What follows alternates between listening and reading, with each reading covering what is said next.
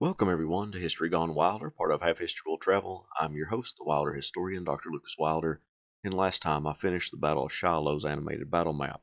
If you haven't checked out that battle, please do. I covered the entire Western Theater from the Battle of Camp Wildcat to Shiloh, all the while covering Fort Henry, Fort Donelson, Mill Springs, and Belmont along the way. Now I start the entire Gettysburg campaign. If you like what I do, please consider subscribing to the channel. If you haven't done so already, join the Patreon page and purchase something from one of my online stores. Every little bit helps. Thank you.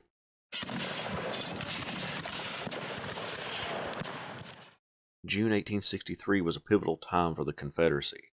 2 years into the war devastated the landscape, especially in Virginia, where two of the largest armies of the war contended.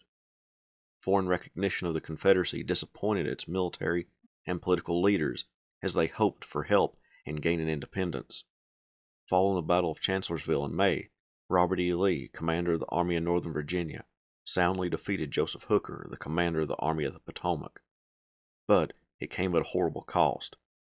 Lee's trusted corps commander, Thomas Stonewall Jackson, was wounded by his own men and died of pneumonia a few days later.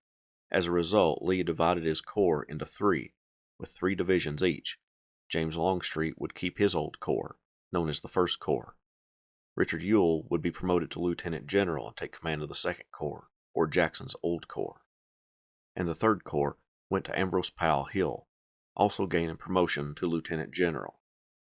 The military situation in June 1863 saw Union General Ulysses S. Grant laying siege to Vicksburg, Mississippi, and William S. Rosecrans, commander of the Army of the Cumberland, moving out from Nashville and Murfreesboro, Tennessee, on the Tullahoma campaign. President Jefferson Davis wanted to help relieve Vicksburg and contemplated dispatching troops from Lee's army to that threatened area. Lee convinced the president not to move troops from him and instead let him invade the North again. Virginia's agriculture suffered from armies ravaging it, and Lee knew if he invaded the North that the Union Army would follow, allowing Virginia farmers to tend their fields. Lee also lacked horse flesh and knew that the agriculturally rich Pennsylvania could provide animals to pull artillery and wagons. Pennsylvania could also provide food for his army. Furthermore, a victory on Union soil, they believed, could bring foreign recognition to the Confederacy. It was a gamble they were willing to make. Joseph Hooker disappointed United States President Abraham Lincoln with the defeat at Chancellorsville. The Union Army of the Potomac had suffered 2 horrible defeats within the last 6 months, Chancellorsville and at Fredericksburg. Lincoln despaired over not finding a commander who could provide him victories in the East. For the moment, the Union Army of the Potomac sat in place on the north side of the Rappahannock River across from Fredericksburg. What would become the Gettysburg Campaign began on June 3rd with the movement of John Bell Hood's division and Lafayette McLaws's division of Longstreet's corps moving toward Culpeper Courthouse. By the end of the day on June 4th, Robert Rodes's division of Ewell's corps was on the road as well. On June 5th, Hood's division moved to Brandy Station to watch Jeb Stuart's cavalry put on a grand review, a spectacle that was grandly remembered by all in attendance. By the 6th, Hood and McLaws were near Culpeper Courthouse. Ewell's corps occupied Verdiersville, and Hill's corps opposed the Union Army at Fredericksburg. Also on June 6th, part of John Sedgwick's 6th Corps moved across the Rappahannock River. Hill rushed Dorsey Pender's division to confront them. The Confederate movement halted as Lee waited to see if it was an advance or just a reconnaissance. By June 8th, 5 Confederate divisions were encamped in and around Culpeper Courthouse, and Federal cavalry began to move from Warrenton Junction toward the Rappahannock River crossings. On June 9th, the Union cavalry crossed the river and surprised Jeb Stuart.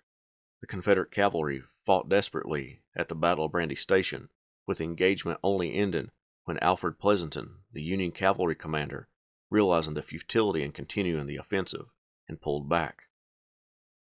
Pleasonton was trying to gain information about Lee's army for Hooker, who knew something was happening, as there was less resistance in his front at Fredericksburg, and he could see dust clouds rising as Confederate regiments marched away. Lee waited for 18 hours after the Battle of Brandy Station to see if Hooker had discovered the movement of nearly the entire army away from his front, but he hadn't, so Lee sent Ewell's corps ahead, and by June 11th, Ewell's corps was well north of the Culpeper Courthouse.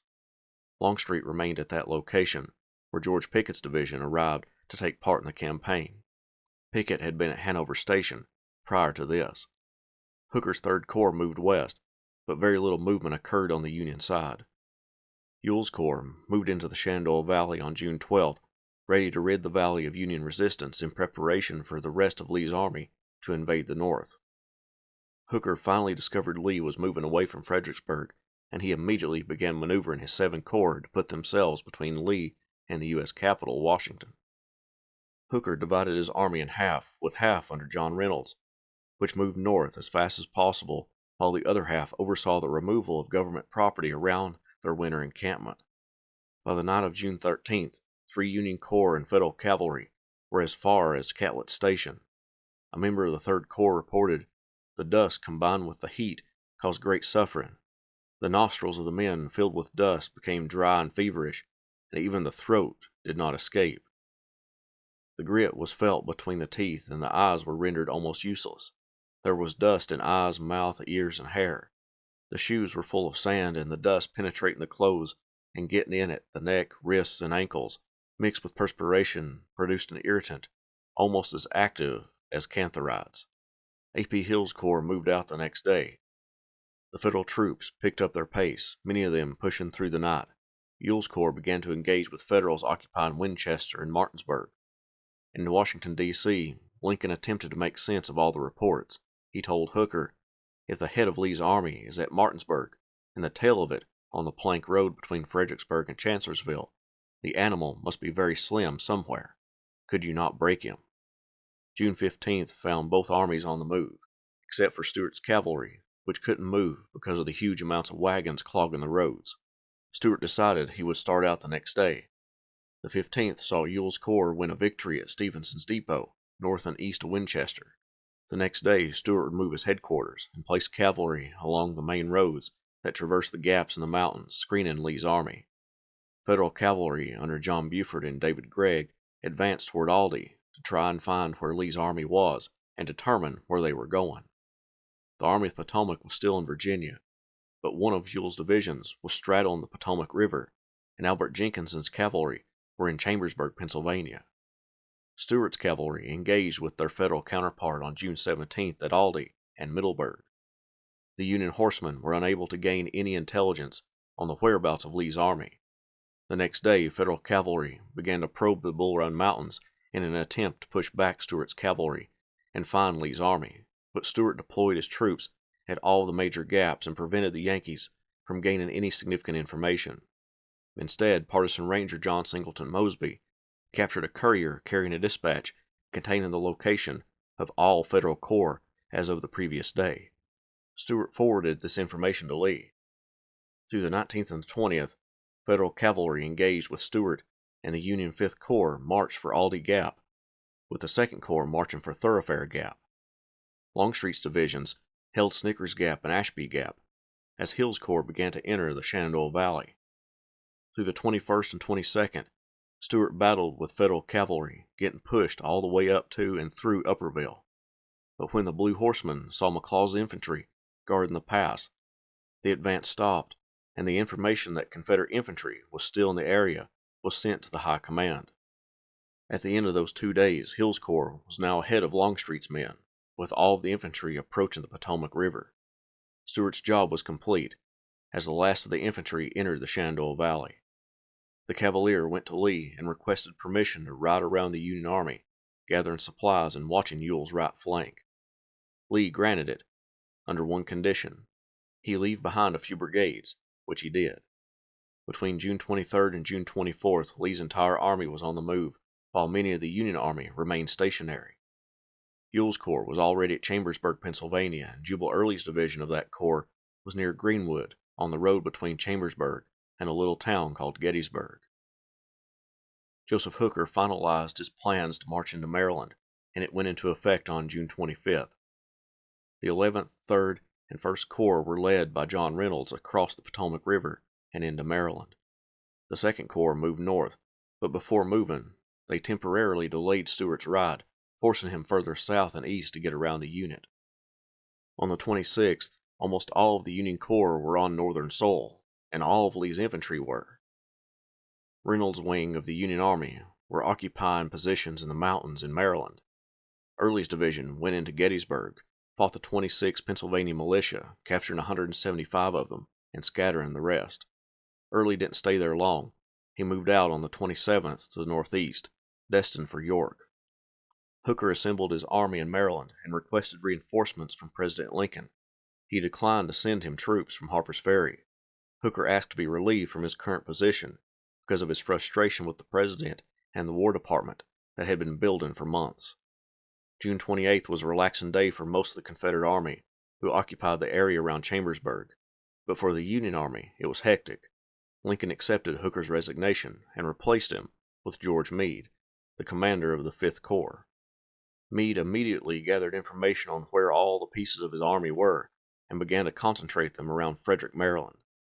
Stuart's rebel cavalry was across the Potomac River, captured over 100 wagons, which slowed him down, and pushed north to find Lee's army.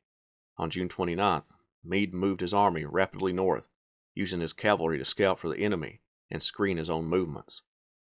Jeb Stuart destroyed parts of the Baltimore and Ohio Railroad, which gained the attention of Federal cavalry, who attempted to pursue him. Soon after Meade's ascension, Judson Kilpatrick took command of a cavalry division, and it entered Pennsylvania.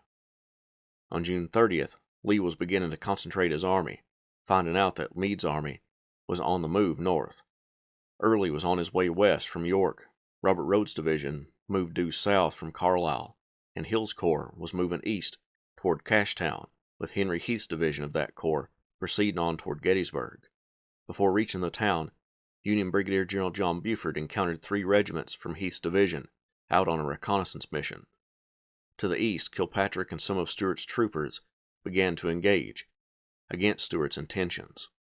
Stuart was trying to get north as fast as possible, but it seemed like everything was slowing him down. He disengaged and moved toward York in a frantic search for Lee. Stuart sent out scouts throughout the region, looking for any credible information as to where the Army of Northern Virginia was. Elements of each army were inching closer and closer to the town of Gettysburg, made all the more important because of its convergence of multiple roads.